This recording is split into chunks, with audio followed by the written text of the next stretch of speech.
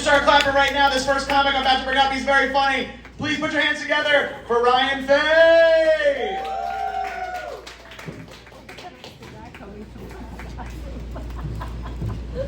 Hello, guys. You may recognize me as the guy that was serving you over there. Huge crowd. Hi there, guys. I usually serve people, but today I'm going to be talking over here for a minute. But it's lovely to have you. Just wanted to talk to you about some things that I think are great conversations, like awkward conversations. Like we all have them every day. Sometimes someone asks you what's up, and you like answer it the wrong way, like what's up, and you're like down there, shit, like, and you just try to dance out of it a little bit. Well, I had like one of my most awkward conversations when I first moved here about like 10 years ago or so. I had been, early or mid-20s, doing a little mushroom trip. It was a little fun time. My buddies and I were at my house, and we decided to order a pizza. Thought that'd be a fun idea. So, getting into our trip a little bit, we ordered the pizza. It's taken a little while. We're starting to enter into that state where we really can't talk to other people, and we finally call up the pizza parlor and say like, "Hey, do you know where the pizza delivery man is?"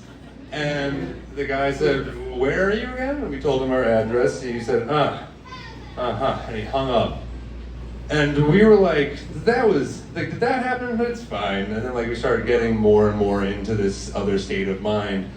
And we get a knock at the door. So like, obviously it's the pizza man. So I kind of get up and try to put like the most human face on.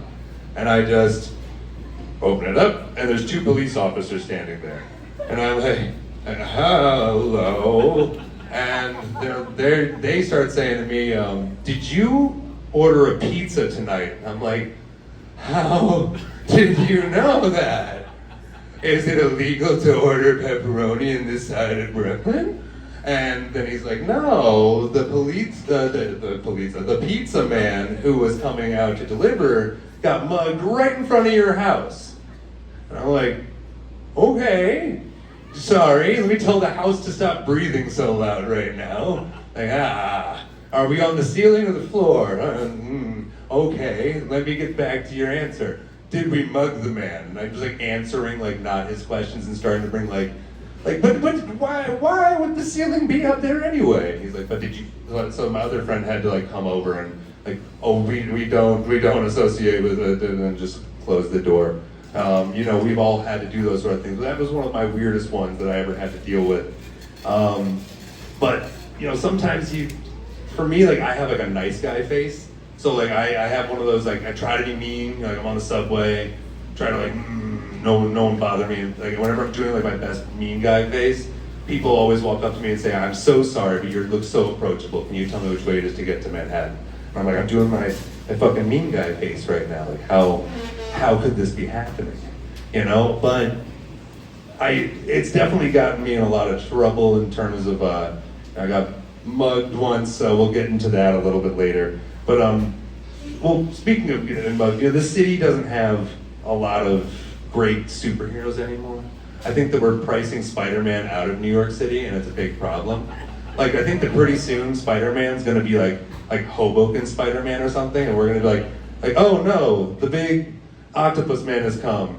What do we do? And they're like, well, he's gonna be like a 2-hour train ride to get in here right now. I really don't think we should have brought the housing market so high, because all the little photographer people have to go over there, and the pizza delivery boys have to go over there.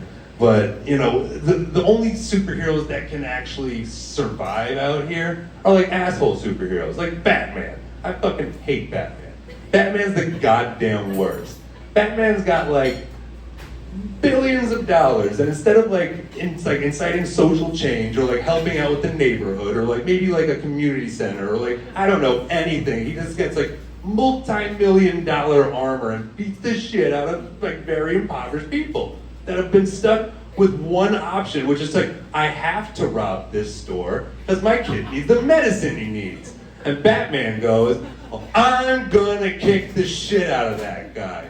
The guy I could have gotten a house, but instead I'll knock his teeth in. But don't worry, Batman doesn't kill people. He just lets them succumb to their wounds and to their medical bills.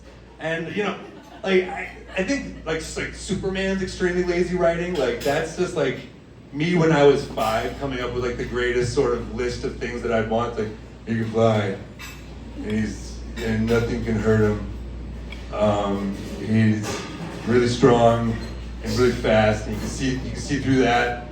You can melt through that with size 2. You're like, it sounds like a 5-year-old writing it.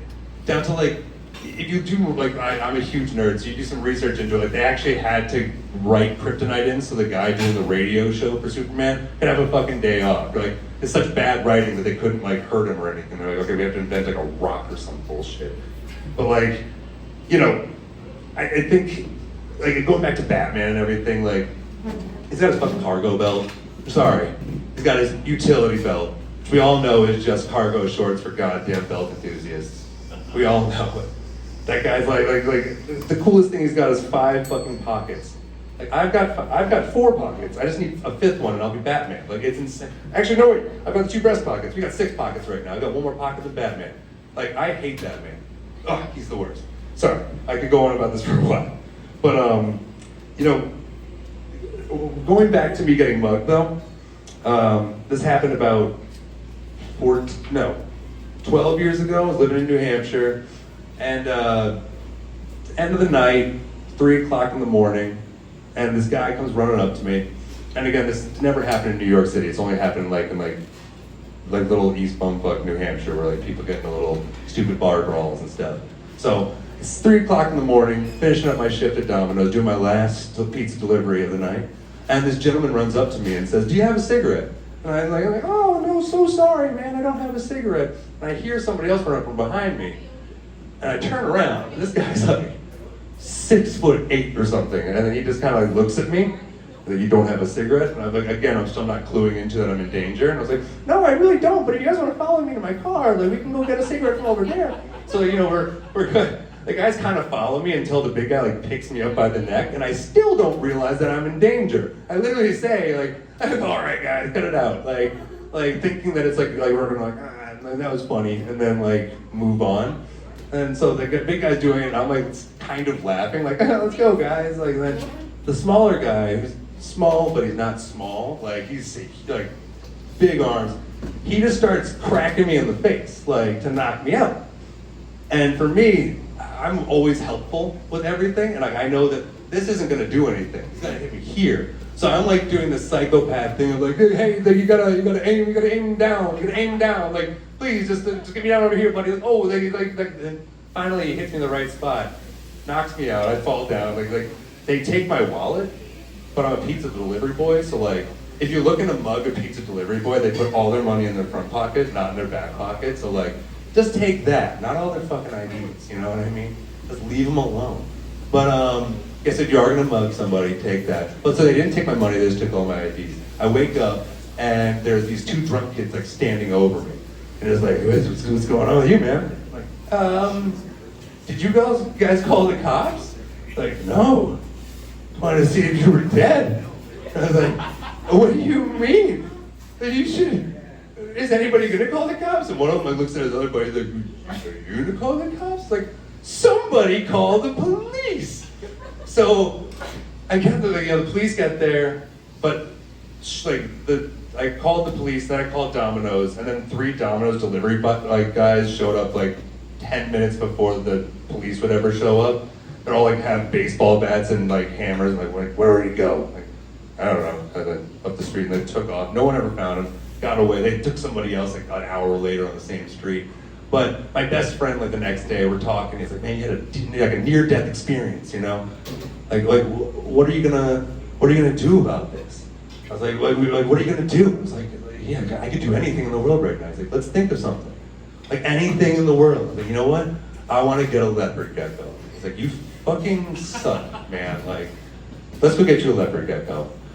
So I have this little leopard gecko who reminds me I got mugged like a good 11 years ago. My best friend Rico, and he's a great guy. You know, speaking of tough guys, I'm made of like a hardened Irish stock. I come from a long line of very angry, tough Irish women. and they are some of my favorite people in the world. Like my grandmother, on her deathbed, I went to visit her 2 years ago, like when she was 94. Great life, had a great life. But she's like doing all these like boss things in the room. Like a guy came in to read her like some passages from the Bible, and she's like, wrong book, get out. I was like, oh, I love that. And then like she comes up like, she's like looking at me and she's like, this is taking too long. I've got places to be. I was like, dying? Dying's taking too long? She's like, oh boy, every day. And you're like, okay, I get it. Like my mother, she's very much, you can't even fucking talk to her if she gets hurt. Like if she trips and falls down, my brothers and I know to do something else. We pretend like she's not on the ground right there. She can be like reeling in pain. She wants you to give her 3 to 5 minutes, nobody fucking look at her, and then you can maybe say, do you need a towel?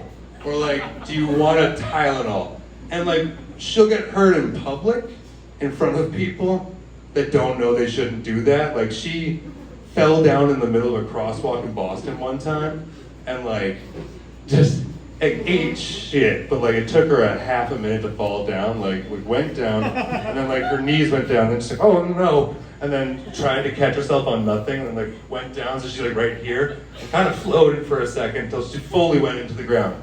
Like mud, sand, like nasty, it's just like everybody like on the sidewalk's like, holy shit, this couple runs up to her, and like my brothers and I are like, uh-oh, we couldn't stop them. So it was like, they get up to her like, ma'am, are you okay? She's like, get away from me.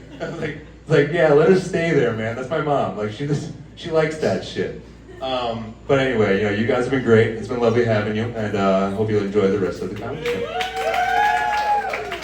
Keep it going for Ryan, guys. Keep it going for Ryan, guys. Keep it going for Ryan.